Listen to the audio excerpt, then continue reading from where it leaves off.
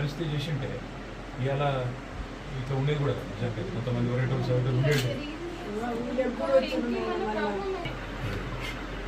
ఊళ్ళకి వచ్చి ఎంక్వైరీ చేసేది సార్.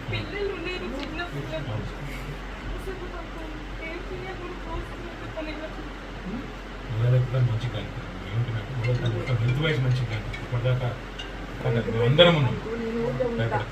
కూడా పంచాయతీలు చేసింది భూమి గొడవ వల్ల కొట్టి చంపేసాడు సార్. పొలం వల్ల కేసులు ఏమైనా ఉన్నాయా చేయడానికి వచ్చేసి కనుక్కున్నారు. లేచి అమ్మని భయపెట్టాడు. అమ్మ ఫోన్ చేసి అమ్మాయి ఎక్కడున్నాడు, వస్తున్నాడా లేడా అనేసి నాకు వస్తుండేది. ఒక 1 month నుంచి అమ్మ ఫోన్ చేస్తా ఉంది. ఊర్లో ఎట్లా అంటున్నామ్మా, ఎవరెవరో వస్తున్నారంట. నేను ఇక్కడ ఎదురుగా ఉంటాను సార్, మా ఇల్లు ఇక్కడే ఎదురుగానే ఉంటా. డైలీ చూస్తూ ఉంటా అన్నయ్య ఏ టైంకి వస్తున్నాడు, నైట్ లేట్ అవుతుందా ఇట్లా అనేసి అమ్మకి చెప్తుంటా. ఎక్కువ ఫోన్స్ అమ్మ చేస్తే భయపడుతుంది అనేసి నేనే చెప్తుంటాను. ఊర్లో చాలా వ్యతిరేకంగా వాడు బాగా అంటున్నాడు అంటే అట్లా ఇట్లా అనేసి భయపెట్టిచ్చేస్తున్నారు.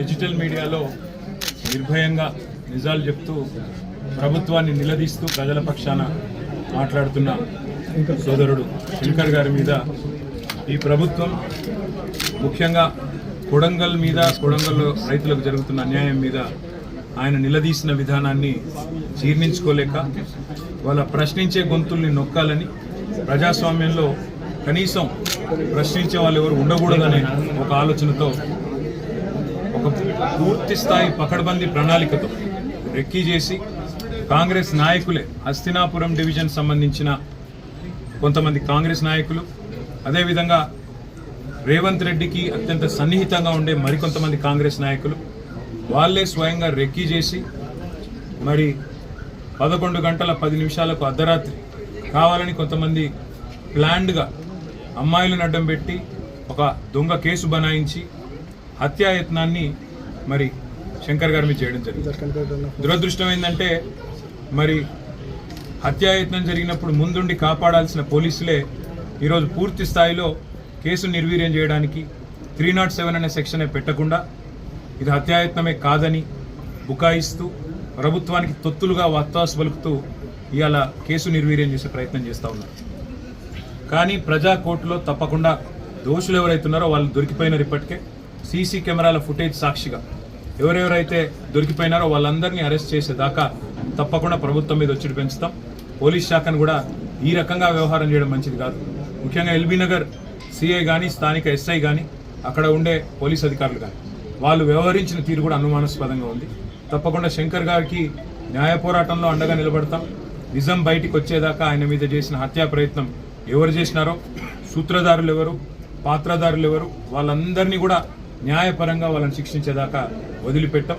ఒక్క శంకర్ను బెదిరిస్తాం, ఆయనను హత్యాయత్నం చేసి ఏదో అడ్డుకుంటాం, నోరు మూపిస్తాం, గొంతు నొక్కుతామంటే 100 మంది శంకర్లు తయారవుతారు. ఎందుకంటే ఇది డిజిటల్ మీడియా ప్రపంచం.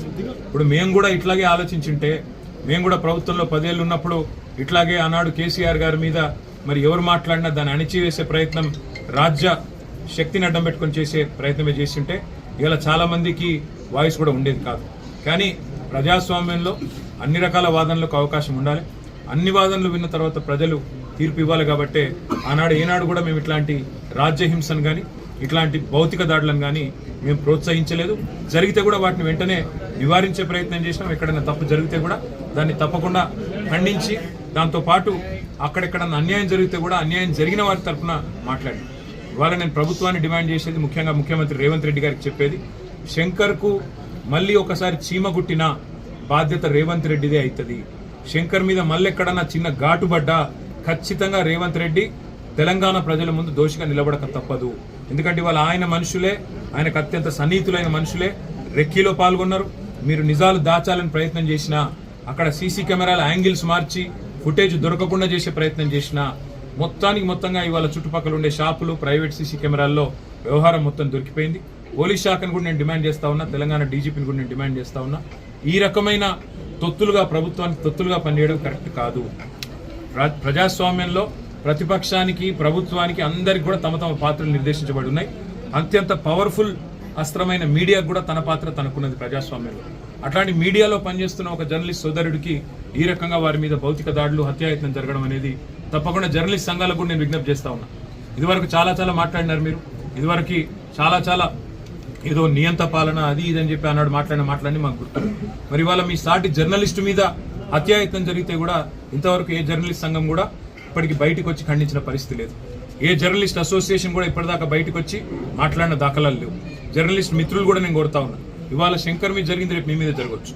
మీరు ఒకవేళ ప్రభుత్వాన్ని ప్రశ్నిస్తే మీ గొంతు నొక్కడానికి, మిమ్మల్ని ఇవాళ పూర్తి స్థాయిలో అణిచివేయడానికి జరుగుతున్న ఈ ప్రయత్నంలో మీరు నోరు విప్పకపోతే, మీరు గొంతు పెగిల్చకపోతే రేపు ఈ ప్రమాదం మీకు కూడా వస్తుందనే మాట గుర్తు చేస్తూ రేవంత్ రెడ్డి గారికి మళ్ళీ నేను చెప్తా ఉన్నా, శంకర్కి మళ్ళొక్కసారి ఏం జరిగినా, చీమగుట్టినా, ఘాటుబడ్డా మీదే బాధ్యత అవుతుంది. ముఖ్యంగా రేవంత్ రెడ్డిదే వ్యక్తిగతమైన బాధ్యత అవుతుంది. ఇవాళ ప్రజాస్వామ్యంలో ప్రశ్నించే గొంతుని ఎవరు నొక్కే ప్రయత్నం చేసినా తప్పకుండా వారికి మేము అండగా ఉంటాం. అదే మాదిరిగా న్యాయ వ్యవస్థలో కూడా న్యాయపరంగా కూడా జరగాల్సిన పోరాటం జరగాల్సిందే. అదేవిధంగా హత్యాయత్నం జరిగితే ఈ కేసును నిర్వీర్యం చేసే పోలీస్ యంత్రాంగ ప్రయత్నం ఏదైతుందో దీన్ని కూడా తప్పకుండా మేము సీరియస్ గా ప్రధాన ప్రతిపక్షంగా టేకప్ చేస్తాం. ఇవాళ ఇంకా ఇప్పుడే చెప్తా ఉన్నారు, శంకర్ గారు తల్లి గారు కూడా చెప్తా ఉన్నారు, బెదిరింపు కాల్స్ వస్తున్నాయని చెప్తున్నారు, బెదిరింపు మెసేజ్లు వస్తున్నాయని చెప్తున్నారు. ఇవన్నింటి విషయంలో నేను పోలీస్ శాఖను కూడా కోరుతా ఉన్నా. మరి ఒక నిర్భీతిగా కొట్లాడుతున్న ఒక జర్నలిస్ట్ కు రక్షణ కల్పించాల్సిన బాధ్యత మీ మీద ఉంది. మీకు చేత కాదు, మేము ఇవ్వలేము అంటే ప్రైవేట్ ప్రొటెక్షన్ కూడా తప్పకుండా ఏర్పాటు చేసుకునే సత్తా మాకుంది. కానీ ఈ రకంగా మీరు ప్రభుత్వానికి తొత్తులుగా మారి పూర్తి స్థాయిలో ప్రభుత్వానికి వాళ్ళ అడుగులకు మడుగులెత్తే విధంగా వ్యవహారం చేయడం మాత్రం పోలీసులకు మంచిది కాదనే మాట కూడా చెబుతూ, న్యాయ పోరాటము తప్పదు, ప్రజాకోర్టులో కూడా పోరాటం తప్పదు. కానీ ఏది జరిగినా శంకర్కు, ఆ కుటుంబానికి తప్పకుండా రేవంత్ రెడ్డి వ్యక్తిగతంగా బాధ్యత వహించాల్సిన పరిస్థితి వస్తుందనే మాట మళ్ళొకసారి ముఖ్యమంత్రికి చెప్తూ, ఇలాంటి పిచ్చి పనులు మానుకోవాలని చెప్పి కూడా వారికి హెచ్చరిస్తూ, మళ్ళీ ఒకసారి సంఘీభావం చెప్పిన జర్నలిస్టులకు ధన్యవాదాలు చెప్పని షేర్ చేయండి. మా లేటెస్ట్ అప్డేట్స్ కోసం పక్కనే ఉన్న బెల్ ఐకాన్ ని క్లిక్ చేయండి.